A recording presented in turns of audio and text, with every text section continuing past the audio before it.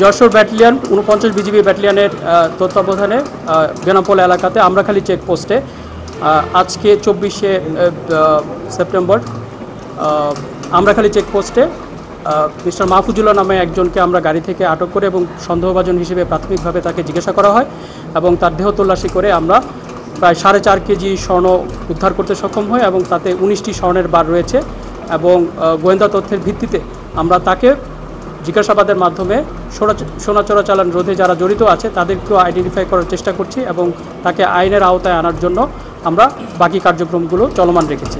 আমাদের বিশ্বাস আমাদের এই কার্যক্রমগুলো অব্যাহত থাকলে এই যশোর এলাকাতে চোরাচালান রোধে এই ধরনের অপারেশন কার্যকরী ভূমিকা রাখবে।